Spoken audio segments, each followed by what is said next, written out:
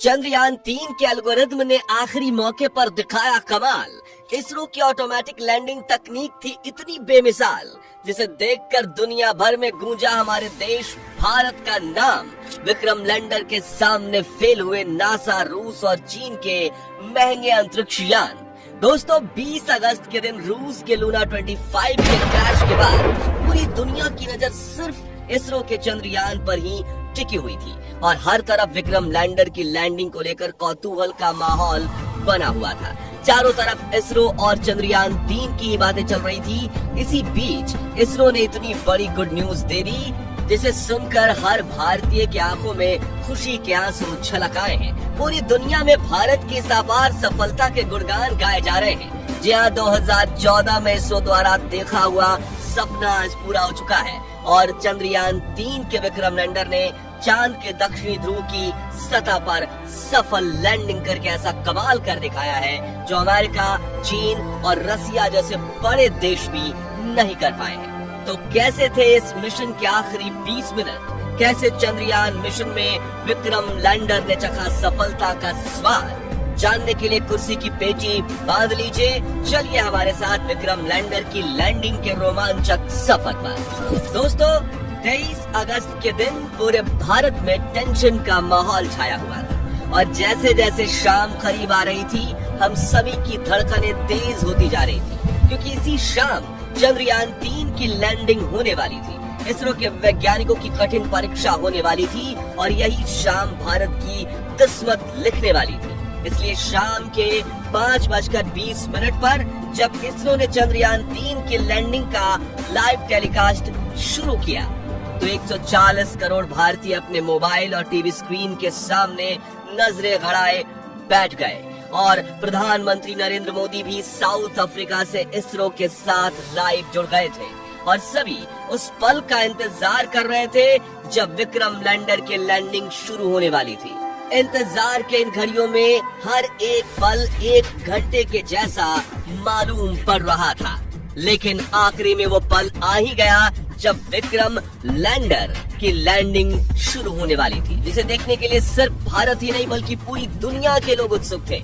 और इस मिशन को लाइव देखने से भारत के दुश्मन देश यानी चीन और पाकिस्तान भी खुद को नहीं रोक पाए थे।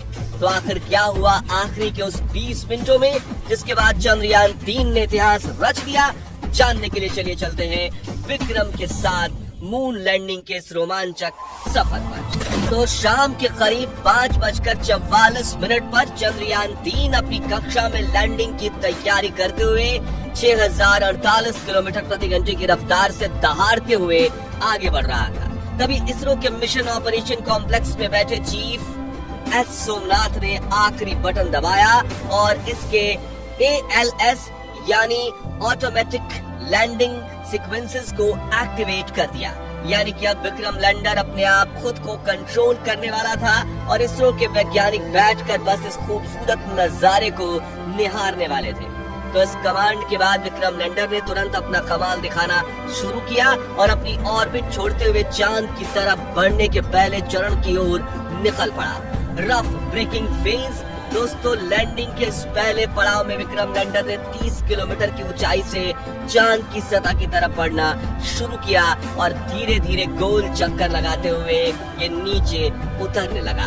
इस दौरान शुरुआत में इसकी रफ्तार 6000 किलोमीटर प्रति घंटा थी, लेकिन इसके अपने चारों डीबूस्टर इंजन को ऑन करके विपरीत दिशा में दबाव देने से धीरे धीरे रफ्तार कम होने लगी। करीब 11 मिनट 30 सेकंड्स के बाद इसने अपनी रफ्तार को 1300 किलोमीटर प्रति घंटा कर दिया था और ये सतह से सिर्फ और सिर्फ 7.4 किलोमीटर ऊंचाई तक पहुंच चुका था। इसके साथ रफ ब्रेकिंग फेज का अंत हुआ। Altitude hold phase. अपने लैंडिंग मिशन के इस पड़ाव में चंद्रयान-3 के विक्रम लैंडर ने 2 महत्वपूर्ण काम किए, जिसमें से पहला था लैंडिंग में सहायक कारा और लासा सेंसर्स को ऑन करना और दूसरा था चांद की सतह से अपनी ऊंचाई को कम करते हुए 6.8 किलोमीटर तक लाना। ये दोनों काम करने में इसे महज 10 सेकंड्स का समय लगा। Fine braking phase. दोस्तों, लैंडिंग का ये तीसरा पड़ाव चंद्रयान-3 की सफलता के लिए बेहद महत्वपूर्ण था, क्योंकि इसी चरण में पिछली बार चंद्रयान 2 का विक्रम लैंडर डगमगाया था और चांद की सतह पर गिरकर तबाह हो चुका था। ऐसे में इसरो के इस मिशन ऑपरेशन कॉम्प्लेक्स में कौतूहल का माहौल बना हुआ था और मन में चल रही दुविधा के साथ अगले 3 मिनट निकालना वैज्ञानिकों के लिए काफी कठिन था। इसलिए लाइव टेलीकास्ट में भी सन्नाटा छाया हुआ था। लेकिन आपको ये जानकर खुशी होगी कि चंद्रयान 3 ने इस पड़ाव को चुटकियों में पार किया। जी हाँ, इस पड़ाव में चंद्रयान 3 के विक्रम लैंडर ने न सिर्फ अपनी पोजीशन को हॉरिजॉन्टल से वर्टिकल किया, बल्कि ऊंचाई को भी 6.7 किलोमीटर से 800 मीटर तक कर दिया। और इस पड़ाव के अंत में विक्रम लैंडर की वेलोसिटी यानी रफ्तार 0 हो चुकी थी। मानो ऐसे कि वो चांद की सतह के ऊपर बाहुबली की तरह सीना ताने स्थिर खड़ा हो। इस तरह 3 मिनट में फाइन ब्रेकिंग फेज पूरा हुआ और अगले 20 से 22 सेकंड्स इसी स्थिति में खड़े रहने के बाद इसने चांद की तरफ जाने के लिए अपना आखिरी पड़ाव में एंट्री ले ली, वर्टिकल डिसेंट। 800 मीटर की ऊंचाई पर शुरू हुआ ये पड़ाव अब चांद की सतह को छूकर विजय पाने पर पूरा होने वाला था, जिसके लिए पूरे भारत में उत्सुकता का माहौल बना हुआ था। हर तरफ चंद्रयान 3 की सफलता के लिए प्रार्थना की जा रही थी। मिशन के इसी चरण में विक्रम लैंडर धीरे धीरे आगे बढ़ते हुए सतह से 150 मीटर की ऊंचाई पर पहुंचा और इसने अपने 4 में से 2 इंजन बंद कर दिए। इस दौरान इसकी रफ्तार फिर से 0 हो चुकी थी और ये फिर से 22 सेकंड्स के लिए चांद के पतले वातावरण में होवर करने लगा यानी तैरने लगा। इसी बीच इसके अंदर लगे 11 कैमरास और 9 सेंसर्स लैंडिंग के लिए सही स्पॉट ढूंढ रहे थे। और आपको ये जानकर हैरानी होगी कि चंद्रयान 3 के ऑटोमेटिक लैंडिंग सीक्वेंसेस एल्गोरिथम और इसके सभी उपकरण ने साथ मिलकर रियल टाइम डेटा स्टडी करके सिर्फ 20 सेकंड्स में निर्णय ले लिया। और अगले 20 सेकंड्स में जैसे ही हमने पलकें झपकाई तो विक्रम लैंडर चंद्रमा की सतह पर सीना ताने खड़ा था।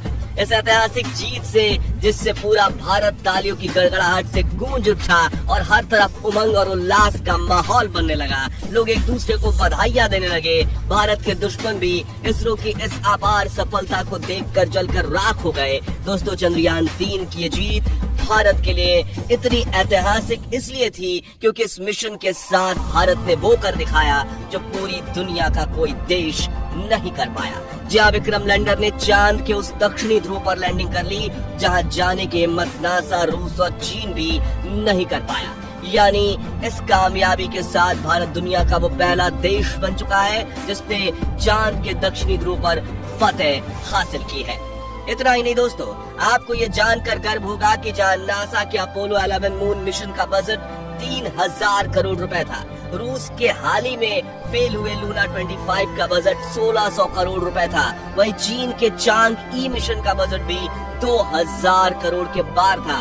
इसरो ने वही काम सिर्फ 615 करोड़ में करके दिखाया है। इसलिए दुनिया भर की स्पेस एजेंसीज में इसरो के नाम की जय जयकार हो रही है। वहीं अमेरिका, रूस और यूरोप जैसी स्पेस एजेंसी जो शुरुआती दिनों में इसरो की तरफ देखती तक नहीं थी, वो सभी स्पेस एजेंसीज आज इसरो के साथ स्पेस मिशन करने के लिए लाइन लगाकर खड़ी है। सोचिए, इससे बड़ी गर्व की बात आखिर क्या हो सकती है।